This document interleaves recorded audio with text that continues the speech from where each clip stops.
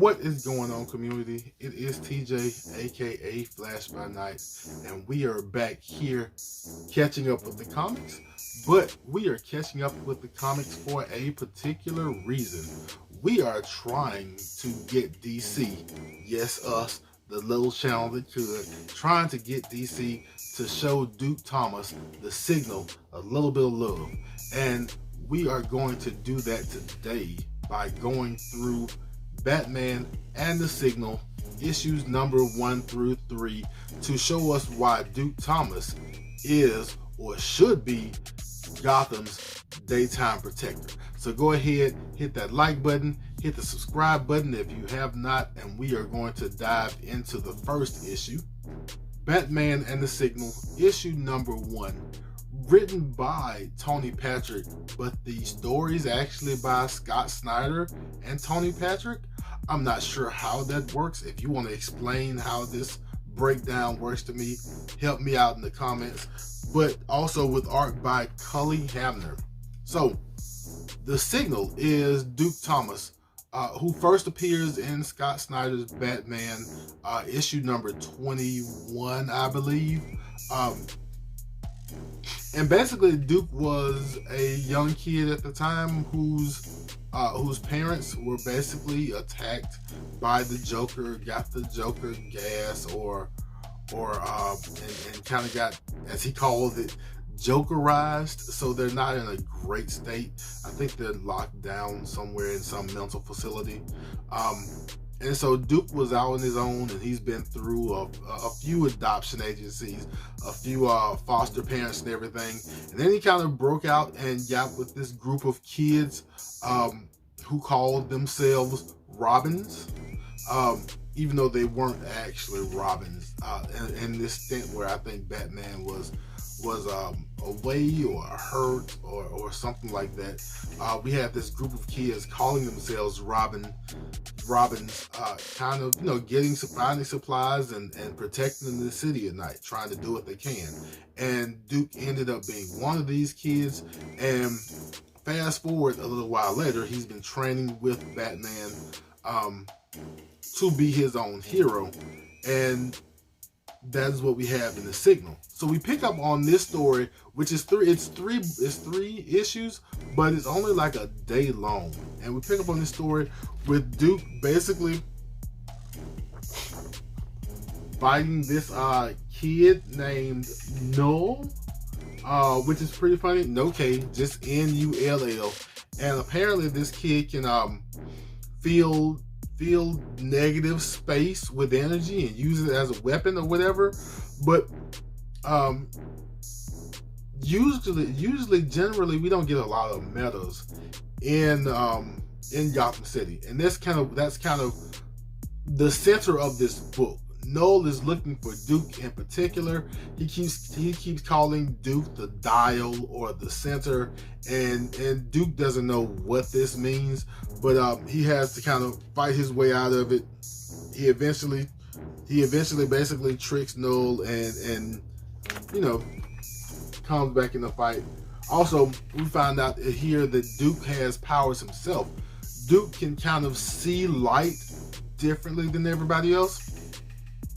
And so he can basically use light to see what has happened, kind of like a few seconds of instant replay. So he can see what has happened in the past few seconds, see people who have been here in the past 5 or 10 seconds. Kind of helps out a little bit, I guess. And also, if he gets good at it, he can kind of use the light to see a short frame of the future. It's really kind of weird. Don't ask me to explain the scientific facts around this power, but that's where Duke is, and so it helps him investigate, and we'll see that later. But basically, that's how this book opens up, with Duke in a fight with this guy who's calling him the Dial or the Center with no kind of explanation, and the fight kind of wraps up, and you get this funny panel here where the citizens are mad because Duke is there and things are happening in Gotham during the daytime. And those kind of things don't happen in Gotham during the daytime. I'm guessing in this version of Gotham, or this time frame, Gotham's generally safe during the day, and at night is when all the crazy things happen. But that is no longer the case in this book. We also catch up with a detective. I don't think her name is Asia. I think it's spelled Aisi, which I don't think is Asia. Isa? I don't know. But we're going to call her Alex for the time being, because Jim Gordon called her Alex.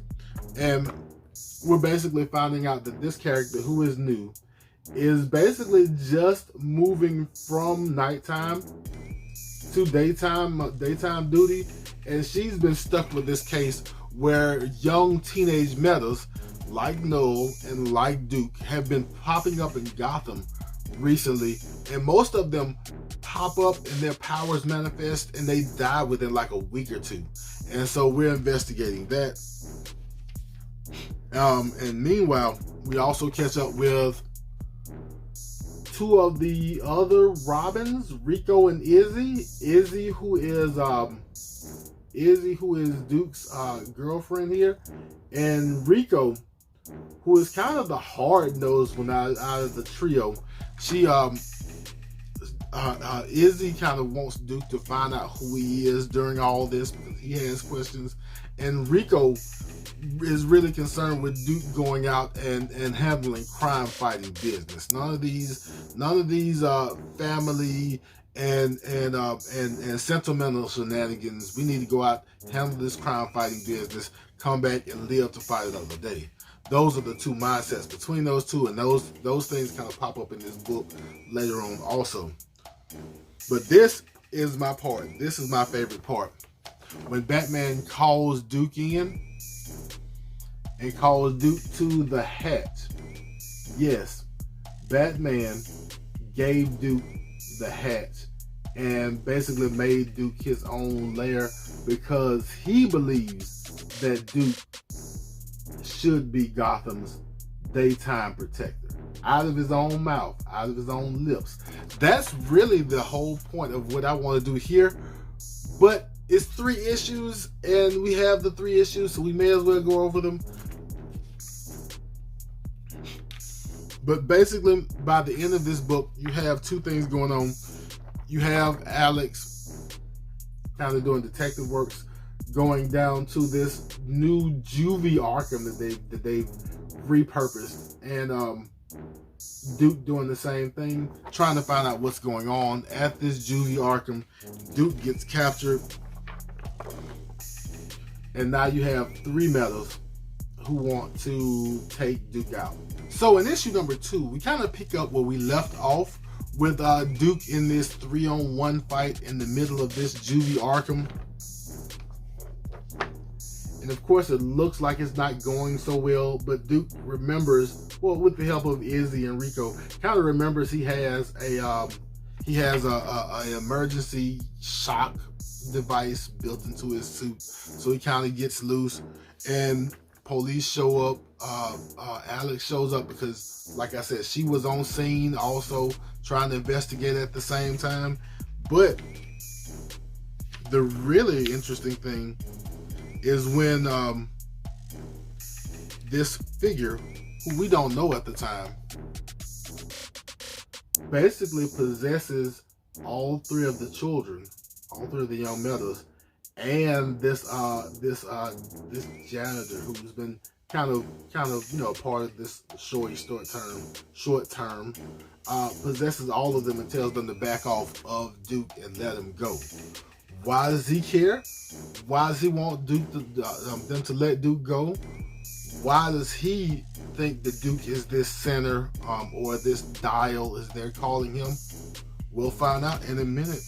But we get back to our headquarters, where Rico and Izzy are fighting over the philosophical differences I was talking about earlier, where Izzy wants Duke to, learn about himself and everything. And Rico just wants Duke to handle business and come home. And there's a split there. I don't know if there's any jealousy or anything going on.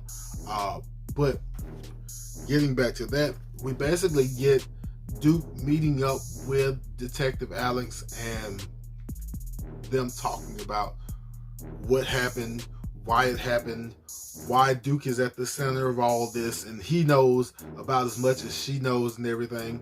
But they put their heads together and they figure out that there's only one person who could actually know what's going on and who can actually manipulate Gotham like this, and who can actually put all of these factors together to make metas and use Gotham daytime, and use some of the structures built in Gotham, use the neighborhood that's been being used in Gotham to do all this. And Duke goes to question Batman and see if he is behind all this, because all of this has Duke at the center of it.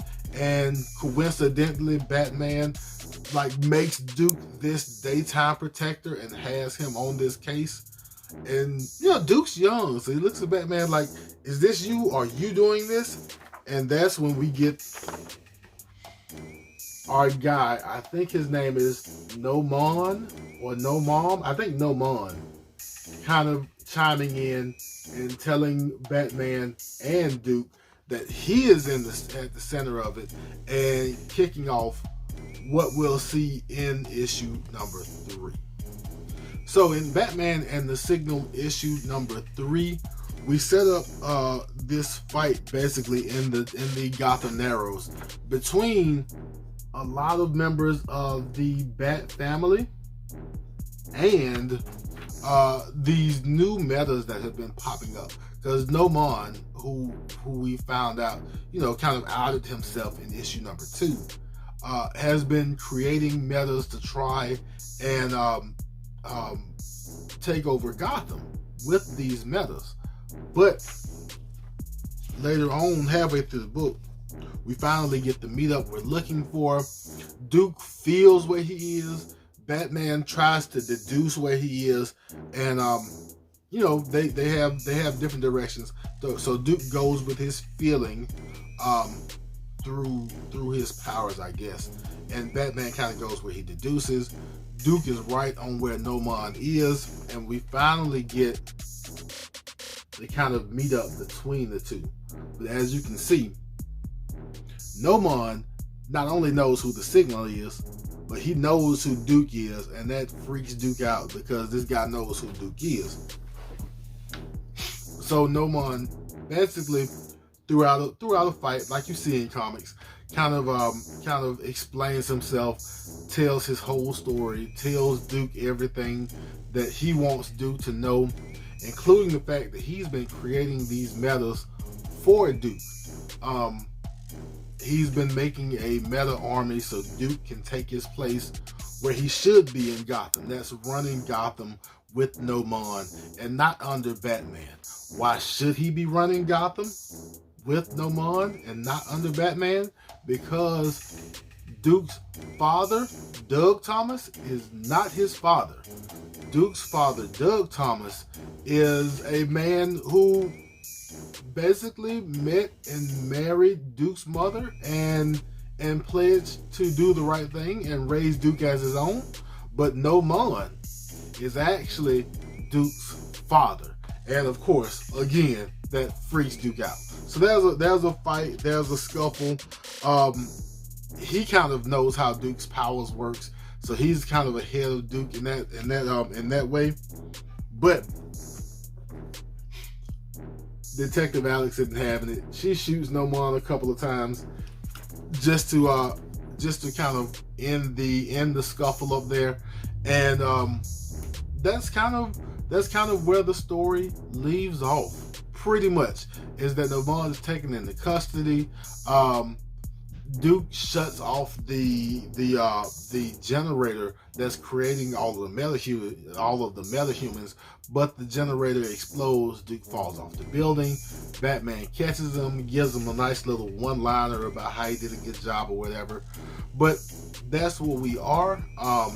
There are still questions.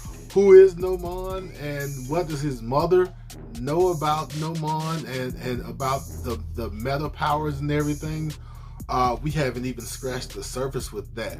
But Batman and the Signal, issues number 1 through 3, are why I want DC to give Duke Thomas more shine, or as the kids say, give Duke Thomas his flowers.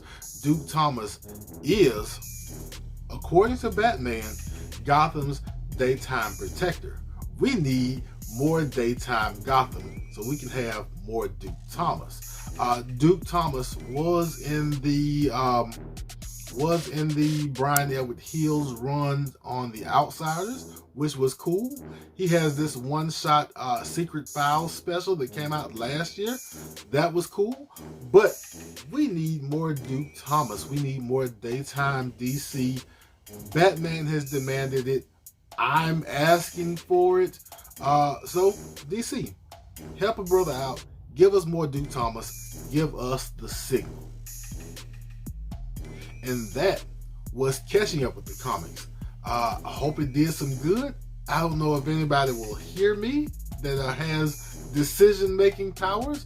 But DC, if you do happen to see this, give us more Duke Thomas.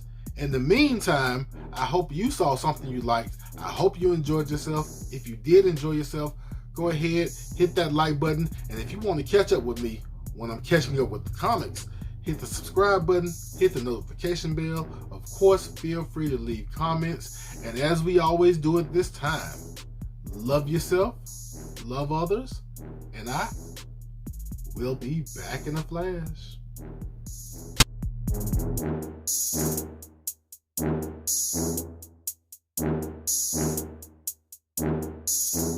Thank you.